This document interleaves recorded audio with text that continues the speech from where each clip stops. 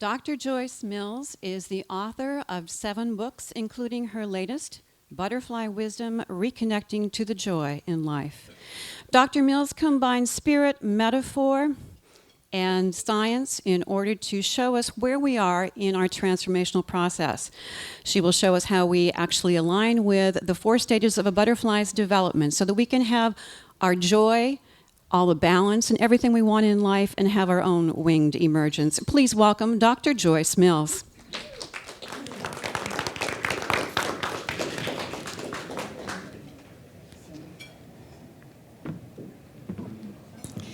Well, good morning to each and every one of you, from this side of the room all the way around.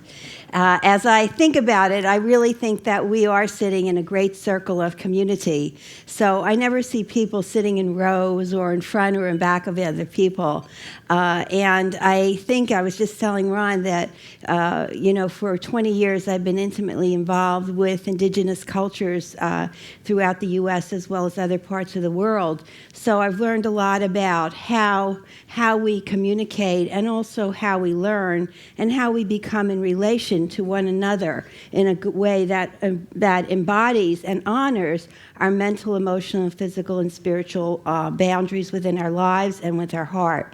So I say thank you for this opportunity to share just a little bit of what I've learned along the way, and hope that it can be a benefit to you in your personal lives, your businesses, your families, and whatever walk of life that you come into in this way. One of the things I like to begin with is the way I begin my day is I begin with sweetness. And I have sweetgrass that I always carry with me. And sweetgrass is braided together like we are, mind, body, spirit, from this earth all the way on up. And so I use this in my own life. So some people say, how did a Jewish kid from the Bronx wind up sitting in teepees and singing Hebrew songs? I can't really say how that happened, but there's a bigger force greater than me that puts these things together. So what I like to do always is to begin by bringing sweetness into my heart, my mind, when I begin my day. And so I brought some sweetgrass here that I breathe into it like that. I touch myself, say a good thought to yourself, and also think about your intention of why you're here today, what you hope to get from our time together, this little bit of time that we can share together in a good way. So I'm going to pass this around and just let everybody kind of just smell it, touch your heart as I'm talking, and think about something good for yourself. And excuse me, can I just get that little clicker thing there? Thanks a lot. Thank you. About 20 years ago, a good friend of mine, Diana, who is a professor at Occidental College here in California, she and I were talking about metaphor and science. And she used to love to come to my office. I lived here for 26 years. And when I had a practice here, she'd love to come to my office and we'd talk about metaphor and how she could teach her classes in science. And so I said, one day she just said to me, Joyce, how do you see healing? And, I kind of thought about it for a minute, and immediately I saw a butterfly in my mind. And that's nothing unusual. I mean, lots of people see that. But I said, we're kind of like caterpillars, and we crawl around, and then we go into a cocoon, and we become a butterfly. And she just started laughing. And she said, Joyce, that is not what happens. She says that you're missing the whole process of transformation. So now she had my attention. And so what she said was, and I love this, she says, there are 4 passages. The first passage is like a mating, where they mate, they come together, and they lay their eggs on the right leaf that will support the next stage of development. I thought to myself, my mind is now thinking, and I'm thinking the next stage, yes, it has to be a leaf that will support that next stage. The second passage, of course, we all know, is the caterpillar. But the caterpillar, she said, eats and eats and eats, and it sheds its skin 5 times because it's getting bigger. It no longer needs what it has. And this is the magic, Joyce. She said, inside every caterpillar, there are special cells, and these cells are called imaginal discs, and they contain all the seeds of change. As soon as Diana said that, I wanted to run out and buy imaginal discs. I had no idea what they were, but boy, did I want them. And she said, what happens then is it spins its chrysalis, and inside of the chrysalis, it has a breakdown.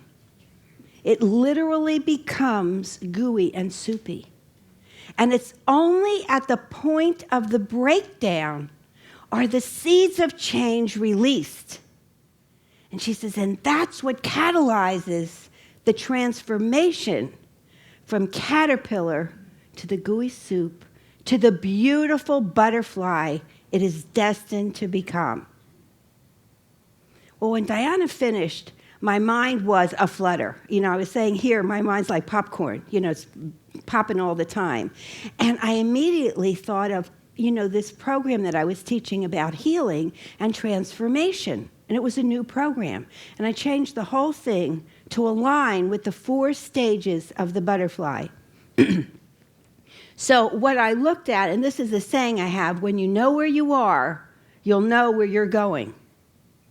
So in other words, if you're in the first stage, the next stage is caterpillar. The next stage after that is chrysalis. The next stage of that is full-winged potential. But how does that align with our 4 passages? So that's what I went to work to do, and it was pretty easy. It just, we were talking about passion. The passion just was blossoming. I saw it everywhere. I can see it in life, in business, in personal development, in every area. So what I looked at is these 4 passages, new beginnings. So that first stage where they come together, the new beginnings. And then I started to think about it and looked at it in terms of also the seasons of life. Now that doesn't mean our age. We can feel different seasons. We can feel like we're in the different seasons. Just because I'm older, I may not feel like I'm in the winter at this point in my life. I might feel like it's springtime, where there's lots of ideas happening and they want to come out and I want to flutter around and pollinate, So there's the new beginnings. There's preparing for change, like the fall. Doesn't the fall, the leaves start to fall off, the flowers change, everything changes. Animals change, everything kind of goes into a different rhythm. And then there's the dark spaces of change, the winter. And being a psychotherapist, I like to think about these things very much like instead of depression. And I'm not saying that people do not get depressed, but I think about it as the chrysalis stage, and I'll kind of go into that as we go on a little bit. But that we go through these dark passages. I don't know about you, I've gone through lots of dark passages, and probably will throughout my whole life. But what happens next? There's hope. Wings happen. Spring. Spring. Spring always follows winter. No matter what we do, it follows winter. The weather might be a little different, but there we are. So what I think about is these new beginnings, the egg stage. It's like the summer, hot, intense. We talked about passion. We were talking a little bit about passion before. This is a very passionate time. When you have a new idea, when you have a new relationship, when you're starting a new business or you're creating new things in your life, this is a critical time because you want that safe leaf.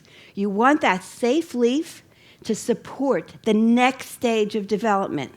So you ask yourself, does my home represent welcoming? Does my company, my culture of my company, offer welcoming of new ideas, of people saying, I've got some ideas going on. I work with kids a lot too, and I always talk to teachers and say, is your classroom one that welcomes those new ideas? Or do we say, we don't have time for it just now? Okay, once you do that, that idea goes quiet. There's a way to kind of keep cultivating the ideas, because that is creativity. Creativity is the soul of new invention. It is so critical that we honor our own creativity, and everyone has it.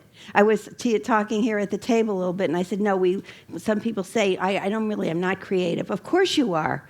But what happened is, when you were very young, it was learned to be that fire was learned to be quieted, put it down. But it's there. It's ever there. And that's our goal, is to help activate that fire within ourselves so that we can feel that passion to go on in our lives. So we look at this as a sign of how we're looking at the new beginnings, adventure, the mating of new ideas, relationships, and personal insights. Support must provide that safe leaf, and so that environment supports new development. Risk. How many people here want to try something new in their lives? Lots of people, okay? Risk. Taking a step off the familiar path. I have to tell you, my husband and I gave up everything that was safe and familiar. We lived here 26 years, and we gave up everything that was safe and familiar, and we moved to the island of Kauai on the west side in a little single-wall, tin-roofed house. And that was in 1992. 10 days after we moved there, unbeknownst to us, without our thoughts, Hurricane Iniki struck and wiped the whole island out. So everything that we thought on plan A, we were now down to plan double Z. Okay? So does it work out exactly how you think? We talk about creating our vision and making it happen and all that. I don't know about you. I'm 65. I'll be 66. I have a lot of plans that I've made, and they haven't all worked the way I thought they would. But you know what? The journey is the power of teaching. And what do we learn when we step off that familiar path? Wasn't it Robert Frost who said, going on the road less traveled? The road less traveled. How we go off of a path so that we discover something new and exciting that brings life into our life, as opposed to draining our lives. And so we have to step off. An awakening. My friend Ron Alexander, I know, spoke here a couple of weeks ago, and wonderful, wonderful teacher. And we talk about mindful experiences, things that really help us get grounded so that we can reach up and reach out to others in our lives in a really beautiful and powerful way. Very important. And then sharing. Give your new ideas a voice.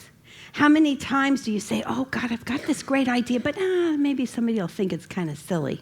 Well, you don't share it with those people who are going to say it's never going to work. You want to really give your ideas voice and let them sing. Let them sing. Even sing it out in your home in the shower, what your ideas are. Write them down. Share them with friends. Get into circles that you can share your wisdom, what you've learned about life, so that you can really bring new venture and new passion into your life. It's ageless. It is ageless. So this is the new beginnings, how we begin. The second passage, when we prepare for change, I call them like inner itchings. How many people kind of know it's time for change? You got to get a personal signal, right? You're shaking it. Yeah, you know it, okay? I call it my inner itchings, And there's a Yiddish phrase that says, utzi. My utzi feeling, and that's how it is. And it's the fall. So it's wonderful. Teenagers are like this. They know it's time for a change, and they're uncomfortable in their bodies. And, a lot of us, I can talk about women. I look at this very importantly in times when we go through our personal changes.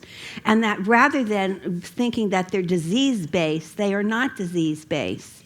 They are far from disease-based. They're natural. And that what we do is when we embrace those changes, we embrace the full body of who we are. And I can only speak as a woman, but I know that certainly men go through this as well. So then we can develop health and wellness within our mind, body, and spirit, and how we walk on this earth with other people. And gathering. So this is the sign that you're in this stage. You start gathering information and also relationships to nourish your ideas and desires. We were kidding here, we were talking about clutter. When I am on a new project, you can't put anything away. I can't put anything away. I have stacks of things everywhere. You're shaking your head, yes. And it was funny. My husband says, how do you find anything?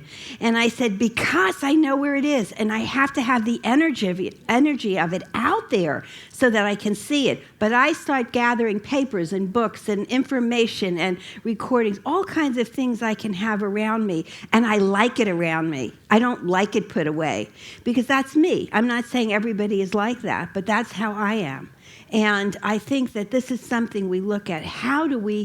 This is a sign we're in this stage. Again, the inner questions, the signs you are readying for change. Look at nature. See, this is why I align it to nature. Nature lets us know it's readying for change, right? You see that. If you have pets, you see them, their hair shedding a little bit different. I have 2 little doggies, and their hair always shedding a little bit different. I can see, of course, even in Phoenix, we have dramatic changes in the weather, and the seasons start to become fall, and the cactus starts blooming differently, and the birds that come out are a little bit different as well. On the East Coast, of course, you see the changes in the colors of the seasons. And even here in California, where I lived, I can tell when fall is coming. So we know it's readying for change. And we also know these signs for change. And so what is happening at that time, we're letting go of what no longer fits. You know, like that little caterpillar that sheds its skin 5 times. By the way, that process is called instar. Instar. It's not called molting. Isn't that great? Wouldn't you like to be instar? I mean, I think that's kind of cool when I heard that. And so we're in that process of instar, letting go. So we get bigger sometimes. A good friend of mine once told me I was gaining a lot of weight, and he was telling me that there's a yoga teaching that says oftentimes you gain a lot of weight before you're getting ready to make a very big change. And then when you're in the process of change, it starts to come off somehow, in some way. And so it's a really interesting thing. And I sure know I've gone through that and go through that. So what no longer fits. And now here's the key. You know, we talk about The Secret, the book The Secret and all that. This is the secret of transformation. Imaginal discs. Imaginal discs. And each one of us have imaginal discs. I want you to stop for a minute and think about, what do you love to do? And maybe some of you could let me know. What are some things that you love doing? I heard skydiving. Paint. Pardon me? Paint? Paint? Travel? Sailing? Making love. Yes. Singing. Okay. Eating. Educate? Writing. Okay, let me tell you, I gave you all handouts, you know, and I want you to take them home, because I really want you to look at these things that you love to do will change your life. It isn't just, I'm going to ignite it with passion. This is serious, and I will give you an example. I worked with a boy in Kauai who was seriously abused. So much so that he was able to show me some of his scars at a time when we were together. And one of the things that happened is, they know I'm kind of weird. I'm like the quirky person, the quirky therapist. I'm not focused on problems. I'm focused on imaginal discs. What do you love to do? So while the folders were this thick on the desk, and he was already feeling, you know, as we say, some way, he immediately, I thought, you know, closed down. And I said, I'm not interested in any of that. What do you like to do? And he said, I like surfing. I said, no big mystery, we're on Kauai, right? And I said, oh yeah, and I started to talk to him about his surfboard. Now, I love the ocean, but I'm not a surfer. But I started to talk to him about the board and what he liked about the board and what size the board was and what kind of board he had. And then I said to him, you know, how do you read the waves? And he says, well, you just look, you can count them. You know what waves to, you know, how to read them. I said, oh, so you really know how to read those waves? Yeah. I said, what happens when you go out there and you get wiped out? He said, I get back on the board and I like that. So you do. And this is how the whole session went. talking about surfing, nothing else. By the time we finished, I said to him, "You know a lot about surfing. You know a whole lot about surfing. And you know how to get back on that board, and you know how to guide it into shore just the way you want because you've got perfect balance." I said, "So I know that you know something inside of you knows how to bring that balance back into your life. And you can surf life anytime you want." And all of a sudden, he's like relaxed, and there's a whole different thing going on, okay? So this is with a child who had been abused. But I do this also in agencies where we want to look at what are the strengths. It's a strength-based model of transformation. Transformation is not just change. It's not just I'm just going to change my blouse or I'm going to fix my hair. It's organic. It's from the inside. It's why it's so related to the passages of the butterfly. Just to throw in a little caveat, as I was doing research also, I found out, being in psychology these years and psychotherapy, we all think it's the study of the mind. But the goddess Psyche, which is where the word comes from, the goddess Psyche means the soul. And the symbol of Psyche is the butterfly from ancient times. And so her symbol of the soul, when we talk about psychology, psychiatry, we think it's the study of the mind. It's really the study, organically, of the soul. Very powerful teachings as we move forward in our life of looking at how, you talk about inside edge. You have an inside edge, that brings things outside. It's a real beautiful phrase. So I look at that and think I want you to look at your imaginal disc. Whenever you're going through change, it isn't going to be the problem. You want to connect to what you like to do. And that will give you the flame to ignite the ideas and the creativity. The dark spaces, of course, we know is like the winter, right? We all go through winter times, cold times, but even in nature, right? The bears hibernate. But in our lives, we're not supposed to do that. We're not supposed, Ron talked about that, being mindful and quiet. And I think someone here said about meditation after the session, today, after our time, quiet inside. But how many of you have just had times in your life where you really didn't want to talk to anybody? You kind of wanted to just pull the covers over your head. Yeah. And just be really quiet. That's a really powerful sign. It's also a sign when we say a time, a quietude, and also a time of not knowing. In our society today, we're supposed to know everything. I don't know about you. I don't know anything. I think I know something, and then it's changed in a minute. So I think that what happens is we have to understand that sometimes we don't know. And that's a signal you are in this third passage. It's a time of not knowing. And we have to also, I'm sorry, what were you saying? I must be there. Yeah, that's exactly right. And this is a very powerful and positive time. When I tell people this, and I tell them the story of the butterfly, and we kind of go through some little, programs together, what happens is they start to feel hope and lighter. Oh, that's what's happening. This is what's going on. Okay? So we have to do that. And also, now we let go of that breakdown. Someone says, I'm having a breakdown, or I feel like I can't hold on to anything. Breaking down limiting belief systems.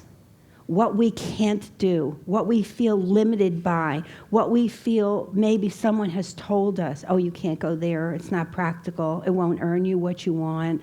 Or it's too big a venture. In reality, it's only limited by your mind. And so what happens is we have to be able to break down those limiting belief systems. And withdrawing, again, respect this time and rest. Know that your ideas are growing wings. They are growing wings. That's very important. Outwardly, it may appear that nothing's happening. So sometimes I know I do the same thing. I get frustrated with myself. I say, oh, I'm working at this. Nothing's going on. Nothing's happening. I can't bring it out yet. I can't, make it happen. But then I remember, wait a minute. Outwardly it doesn't look like anything, but inside we're nurturing those change ideas. We're nurturing them. And how many of you have ever felt like that? Like you just, yeah. uh-huh.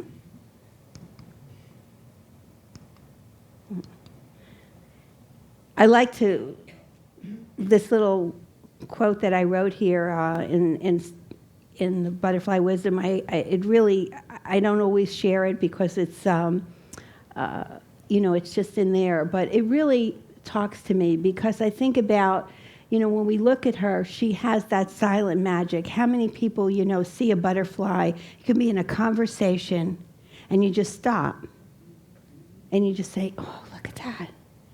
I was with my little nieces the other day, and one of the little ones, she's 6 years old, and she was just so excited, trying to catch butterflies in her hand, and she wound up catching one, like just catching it right in her hand, and she gives it to me, and then we let it go.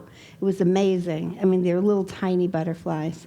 But that's what we look at, and this is who we are. We have this ability to crawl, to withdraw in that way. And to break down, we have to break down what we think and then reform. We reform, we transform, and we break through and soar. This is our goal, to break through and soar into our life with intention, with possibilities. And I heard someone say that you're a possibility trainer in this way. We have to look at that because this is what we do in life.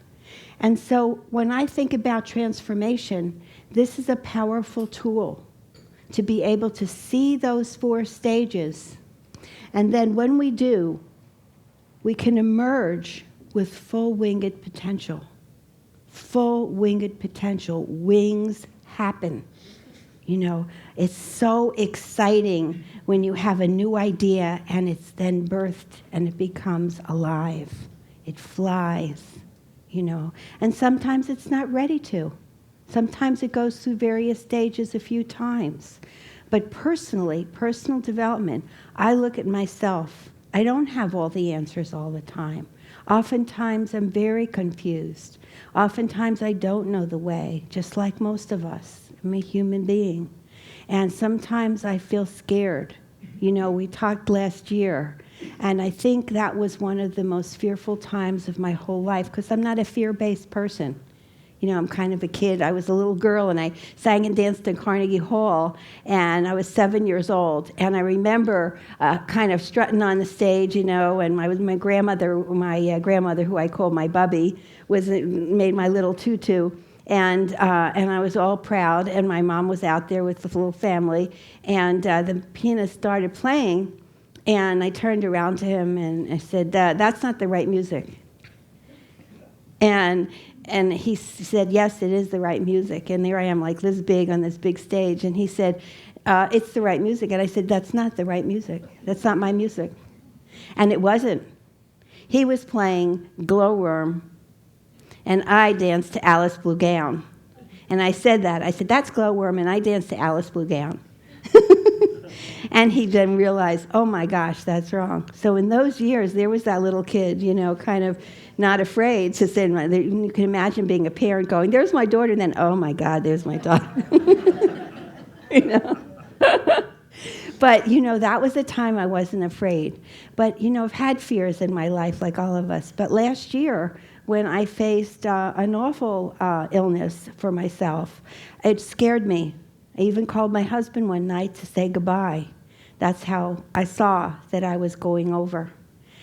Even though doctors tried to reassure me, inside there was something else. And I had to kind of face that fear and emerge with a sense of faith, because I say that fear is the messenger, but faith is the message. Fear is the messenger, gets our attention, but faith is the message. Whatever you believe brings you through that fear. And so that was what I looked at, and people reminded me, Joyce, don't forget, you're the butterfly. This is cocoon time now. Just kind of remember that. I had to be reminded. But I was, and I did emerge. Maybe with some new wings, maybe with some different colored wings now. And so you're out of your chrysalis, and the wings are fully formed. And you take a leap of faith. You apply the new skills, the new knowledge, and the wisdom to goals. Maybe you sing and you want to try a new song, and you really you're playing with it, and you're playing with it. Then you're like, whoa, I'm ready to bring it forward. And there is the birth of that song, but from the little onset of the seed of it, it comes full circle. It comes out. And that takes courage. Because, we talk about fearlessness. I have fear. But fearlessness is about facing fear with courage. That's what we need, is the courage. I know I need to be reminded of that. And so we have that. And then you let your ideas soar, and you discover new opportunities. Ooh. Let's see here. Okay. And illumination, the shining through the dark winter of uncertainty. So you might say to yourself, I think there's a light at the end of this tunnel. I think I'm beginning to see that light, or think I'm beginning to see what's going on. And all of a sudden you have that hope to get through. And pacing, trust your intuition. You'll know when it's time to fly. So for example, the butterfly, even though it's out of the cocoon, the chrysalis, it hangs upside down, because its wings are still wet. And if you hurry it, it will be crippled for life or die. So sometimes we have an idea or we have a thought, and someone says, just get it out there. Go for it. Or we're in a relationship, and we say, just go for the whole thing.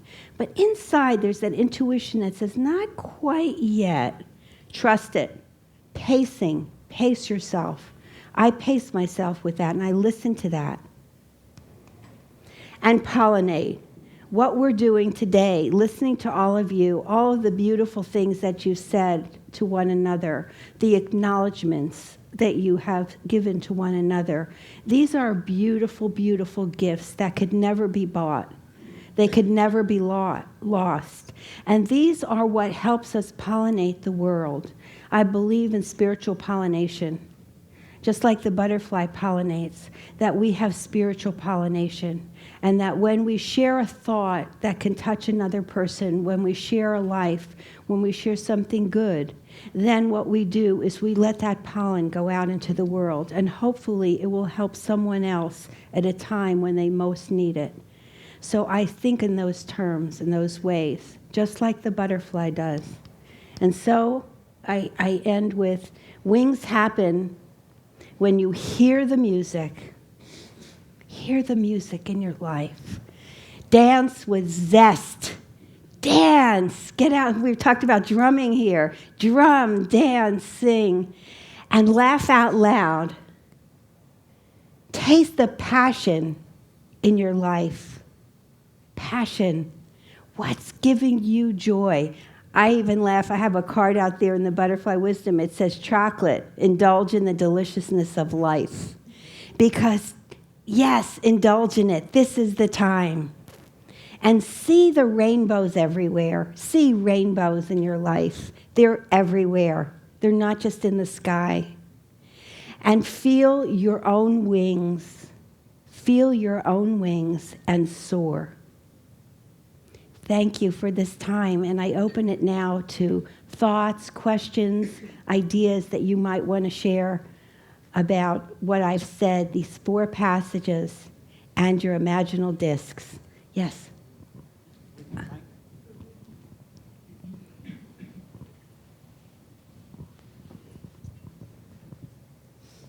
Thank you very much. Excellent talk.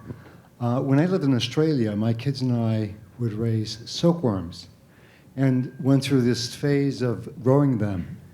And after they mated and they laid their eggs, I'd put away the eggs for a period of time. So it'd be like maybe 4 or 5 months. And I was thinking of your 4 stages. And after the eggs are laid, I think there's a period of incubation. Mm-hmm. And when I look at my life, it's a period where I meant to do nothing. And I can be very busy, and so I think the lesson for me in watching this process, metamorphosis, was incubation, at least in the 4 stages. I thought of another one, that's the incubation phase, to just do nothing and just allow us to go inward and just to be. I just thought I'd just share that. Thank you very much. Thank you. The word allowing, that's such an important word in our lives. Thank you very much for that. Yes. Hello? Yeah. Yes, it's on. When you were going through that, I was, in fact, I made that comment when you were going through that 3rd stage. Mm-hmm. What came up for me, I'm just feeling like I'm in that or just going into it. So it's kind of a statement and a question at the same time. From your experience, I have found, especially, at least in Southern California society and in general, especially for men, that 3rd stage is not particularly supported. Mm-hmm. It's almost like, well, go do something, this or that, but this idea of actually going into the 3rd stage and just being restful and see what comes up and being in that place of chaos is almost like a stranger to mm-hmm. most people. So my question is, how can we best support ourselves in that mm-hmm. stage? Mm-hmm. Okay, one of the ways that, first of all, one of the things a very good question, I hope everyone heard that, how can we support ourselves, is that correct? Okay, one of the things to do is to recognize first you're in the stage, because afterwards wings happen, okay? So first you recognize this is what's going on, and so that you keep affirming to yourself that I'm going to be in this place and I'm going to be very quiet, and whatever quiet means. It could mean walking along the beach.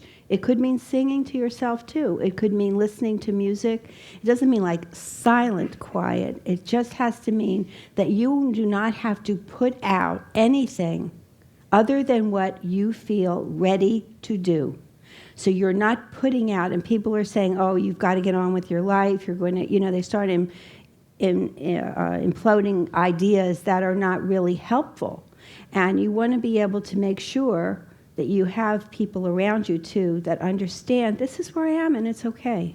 This is where I am and it's okay. And that's you're exactly right. Our society wants us to be doing something all the time. And when we're not, especially in the times of our lives, they start getting worried. We're a busy society. And it's a time to just let it be. But if you know this is going on, it could bring you comfort. Okay, and stay connected to what makes your heart happy. Remember, that's the key. Whenever you go through one passage, you also want to go through and make sure you know what are your imaginal discs. And if you want to, just kind of make a collage. I have people make collages of things that they love doing. Just sitting, cutting out magazines or, getting snapshots or whatever they like to do. And just put them into a collage. That's their imaginal disc collage. And it's just something very simple to do, doesn't cost a lot of money. Is that? Yeah. Oh, what came alive for me, both from the remarks, were having just seen Eat, Love, Pray, or Eat, Pray, Love. There are a couple of scenes in there, the Italian father and son, mm-hmm. and the deliciousness of doing nothing. Mm-hmm. And it's such a foreign concept in our society. And then her whole journey was really these 4 steps again, which was such a wonderful visual of, and it was the time that she spent really doing nothing that birthed her into the new place. Exactly. Yeah. And even if you noticed in the book or in the movie, she went through a period where, Richard called her groceries? Right. Because she had all this eating going on. That's her caterpillar stage, right. Because she was, I saw the movie too, and I read the book, but I could see everything in life. Somebody comes to me with a company situation or corporate situation or family, I can see where they are in the stages. And if they can just look at that, you can see where you are, because when you know where you are, you know where you're going. Thank you. That's key of the whole talk, that just to relax into wherever it is you are right now, and this too shall pass, and there is something going on there, even though it doesn't feel like it or look like it. Thank you. And that's the secret of transformation, as opposed to just change. That's the very powerful secret. Yes. Okay. I guess a comment initially. I'm getting the 4 cycles and really feeling the power and the depth of what you're talking about. But interestingly enough, I think I've been trained in the quarter system, the school system, so much in my whole life and then looking at it, it seems to me I have like 2 cycles a year. So it's like beginnings and really things begin in September. And they end and die in December, and they start up a bit again in January. And then there's a whole new cycle between spring and summer, and particularly and so summer is a kind of nothing. It is a time when you actually are approved to do nothing.